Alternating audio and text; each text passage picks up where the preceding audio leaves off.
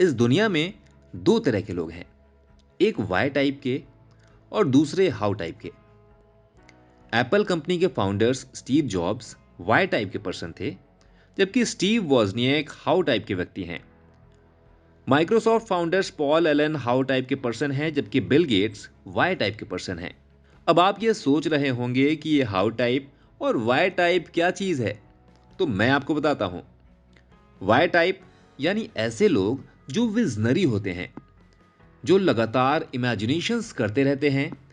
वे ऐसा विश्वास करते हैं कि जो भी चीज़ वे इमेजिन कर रहे हैं उसे वाकई में पूरा किया जा सकता है।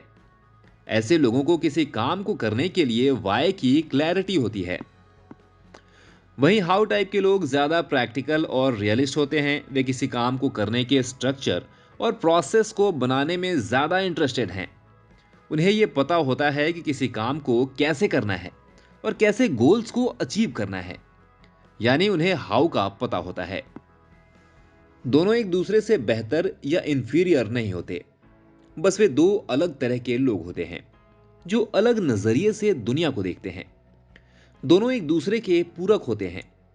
उदाहरण के लिए, famous American businessman Walt Disney एक ड्रीमर और एक वाई टाइप के पर्सन थे, जबकि उनके सभी ड्रीम्स और इमेजिनेशंस को रियलिटी बनाने वाले उनके बड़े भाई रॉय डिज्नी एक हाउ टाइप के पर्सन थे। दोस्तों, आज हम बात कर रहे हैं फेमस राइटर और मोटिवेशनल स्पीकर साइमन सिनेक की बुक स्टार्ट विथ वाई की।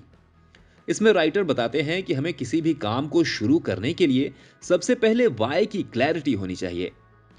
हमें यह पता होना चाहिए कि हम ये काम क्यों कर रहे हैं। लेखक कहते हैं कि आप वाई से स्टार्ट करिए, लेकिन आपको यह भी पता होना चाहिए कि उस काम को अंजाम तक कैसे पहुंचाना है, यानी आपको हाउ का भी पता होना चाहिए। कुल मिलाकर कहें तो कुछ भी बड़ा अचीव करने के लिए हमारे अंदर clarity of why, discipline of how और कंसिस्टेंसी ऑफ व्हाट होना ही चाहिए। इस दुनिया में जितने भी महान लीडर्स हुए, जिन्होंने बड़ा काम किया, उन सभी में एक बात कॉमन थी। उन सभी के अंदर वाई की क्लैरिटी नेक्स्ट लेवल की थी, और उनकी यही ताकत लोगों को इंस्पायर करती है। ये सभी महान लीडर्स गोल्डन सर्कल के वाई, हाउ और व्हाट को एक बैलेंस में लेकर चलते हैं। उनके किसी भी काम को करने का सीक्वेंस इनसाइड आउट होता है, यानी सबसे पहले वे अपने अंदर हायर पर्पस की क्लैरिटी लाते हैं, फिर उस काम को करने का तरीका, और अंत में उससे क्या हासिल होना है इसके बारे में सोचते हैं। साल 1975 में जब बिल गेट्स ने अपने बचपन के दोस्त पॉल एलन के साथ मिलकर माइक्रोसॉफ्ट की स्थापना की थी, तब उनका एक ही विजन था कि कैसे हर घर में हर एक टेबल पर पर्सनल कंप्यूटर को पहुंचाया जाए। इस विजन की शुरुआत हुई थी एक ड्रीम के साथ, जिसमें एक क्लैरिटी थी। जब इस विजन को एकम्प्लिश करने के लिए हाउ का साथ मिला, तब इसके रिजल्ट यानी वॉट हमारे सामने आए। जब वाई, हाउ और वॉट एक बैलेंस में होते हैं, तब इस दुनिया में मिरेकल्स होते हैं, जैसा कि बिल गेट्स और पॉल एलन ने कर दिखाया।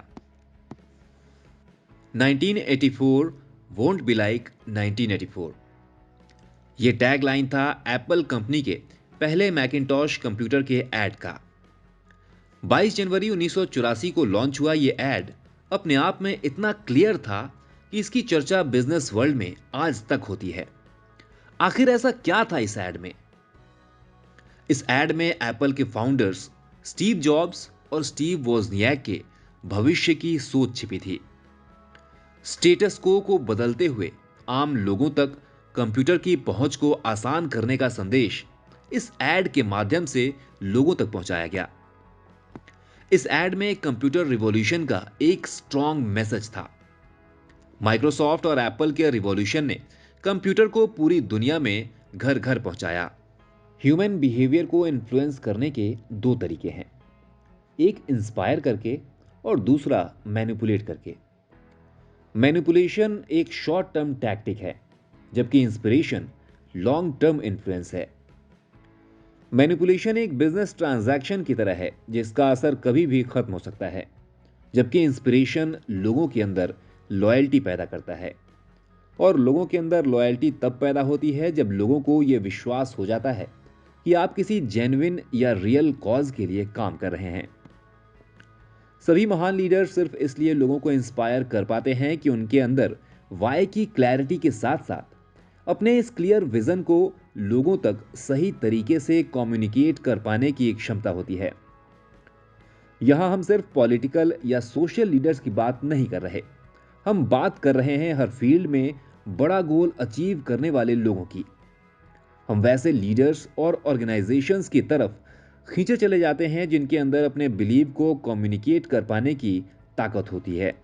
60 के दशक में अमेरिका में सिविल राइट्स मूवमेंट के leader Martin Luther king junior भी एक ऐसे ही लीडर थे जिन्होंने अमेरिका में लाखों लोगों को इंस्पायर किया। वो परफेक्ट नहीं थे, हमारी आपकी तरह ही उनके अंदर भी कई खामियां थीं, लेकिन उनमें एक खास बात थी। उन्हें पता था कि लोगों को कैसे इंस्पायर करना है। उनके अंदर एक जेन्युइन कॉज की क्लैरिटी थी और इसीलिए 28 अगस्त 1963 को जब ना कोई इंटरनेट था और ना ही कोई सोशल मीडिया था, तब भी लाखों लोग मार्टिन लूथर किंग का I have a dream speech सुनने के लिए वॉशिंगटन के लिंकन मेमोरियल पर इकट्ठे हुए। उनके उस स्पीच में भविष्य के एक अमेरिका की झलक थी जहां सभी नागरिकों के पास इक्वल राइट्स हों। उनके उस स्पीच में क्लैरिटी ऑफ वाई थी। हम सभी के लिए वाई की क्लैरिटी पता करना बेहद आसान है। इसके लिए हम अभी जहां खड़े हैं ठीक उसके अपोजिट डायरेक्शन में हमें देखना होगा कि हमने शुरुआत कहां से की थी, क्या कारण था कि हमने कोई काम शुरू किया था, उसका रियल इंटेंशन क्या था। वाई को पता करना कोई इन्वेंशन नहीं है, बल्कि ये एक डिस्कवरी है। यकीन मानिए, आपको आपका वाई जरूर मिलेगा।